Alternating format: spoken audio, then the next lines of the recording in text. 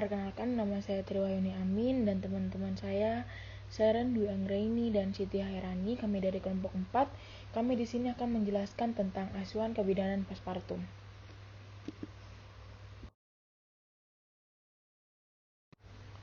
Asuhan ibu postpartum, asuhan yang diberikan pada ibu segera setelah kelahiran sampai 6 minggu setelah kelahiran. Memberikan asuhan yang adekuat dan terstandar pada ibu segera setelah melahirkan dengan memperhatikan riwayat selama kehamilan, dalam persalinan, dan keadaan segera setelah melahirkan.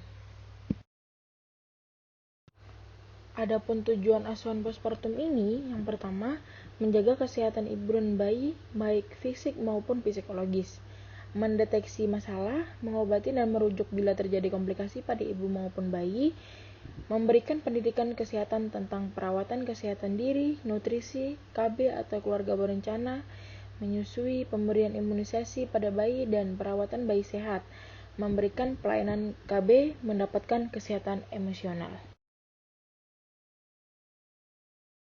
Peran dan tanggung jawab bidan dalam postpartum ini yang pertama mengidentifikasi dan merespon terhadap kebutuhan dan komplikasi, mengadakan kolaborasi, membuat kebijakan perencanaan kesehatan dan administrator. Postpartum tersendiri mempunyai kebijakan program. Yang pertama, menilai kesehatan bayi baru lahir. Yang kedua, pencegahan kemungkinan adanya gangguan kesehatan ibu dan bayinya. Mendeteksi adanya kejadian pada masa nifas, menangani masalah yang timbul dan mengganggu kesehatan bagi ibu dan bayinya.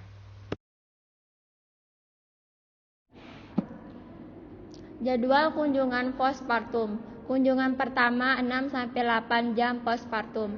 Kunjungan kedua 6 hari postpartum. Kunjungan ketiga 2 minggu postpartum. Kunjungan keempat 6 minggu postpartum. Kebutuhan dasar postpartum dibagi menjadi 10 dasar. 1. Kebersihan diri. 2. Istirahat. 3. Latihan. 4. Gizi. 5. Perawatan payudara. 6. Mobilisasi. 7. Miksi. 8. Defekasi. 9. Hubungan perkawinan atau rumah tangga. 10. KB. Tahap postpartum. Masa postpartum terdiri dari 3 tahap, yaitu 1. Puerperium dini, masa kepulihan yang dalam hal ini ibu telah diperbolehkan berdiri dan berjalan-jalan, dianggap bersih dan boleh bekerja setelah 40 hari. Yang kedua, puerperium intermedial, masa kepulihan menyeluruh alat-alat genitalia yang lamanya sekitar 6-8 minggu. Yang ketiga, remote puerperium, diperlukan untuk pulih dan sehat sempurna, terutama bila selama hamil atau waktu persalinan mempunyai komplikasi. Waktu untuk sehat sempurna dapat berlangsung selama berminggu-minggu, berbulan-bulan, bahkan tahunan. Merumuskan diagnosa atau masalah aktual. Diagnosa kebidanan, diagnosa yang ditegakkan oleh bidan dalam lingkup praktik kebidanan dan memenuhi standar nomenklatur dengan kebidanan. Dengan aktual, dilakukan terhadap masalah berdasarkan interpretasi yang benar dan data-data yang dikumpulkan baik itu subjektif ataupun objektif. Dari data yang telah dikumpulkan tadi, bidan dapat merumuskan masalah-masalah yang dihadapi oleh klien antara lain. Pertama, masalah nyeri. Gangguan rasa nyeri pada masa nifas banyak dialami meskipun pada persalinan normal tanpa komplikasi.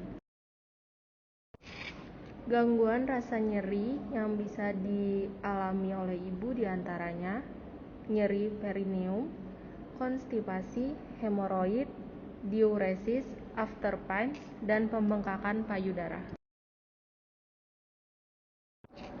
Kemudian yang kedua, masalah infeksi. Infeksi postpartum merupakan salah satu penyebab kematian ibu. Infeksi yang mungkin terjadi adalah infeksi saluran kencing, infeksi pada genitalia, infeksi payudara atau mastitis abses, dan infeksi saluran pernapasan yang sering disebut dengan ISPA. Contohnya yaitu yang pertama luka semakin nyeri, yang kedua badan panas dingin, yang ketiga vital sign atau adanya peningkatan suhu, frekuensi nadi, dan pernapasan, Yang keempat, inspeksi merupakan adanya tanda-tanda infeksi pada luka jahitan. Inspeksi terbagi menjadi 4, yaitu yang pertama dolor, merupakan perubahan bentuk atau rasa nyeri. Yang kedua, kalor, merupakan perubahan suhu atau meningkat. Yang ketiga, rubor, merupakan perubahan warna kulit atau memerah. Dan yang keempat, punction laisa, merupakan gangguan fungsi tubuh.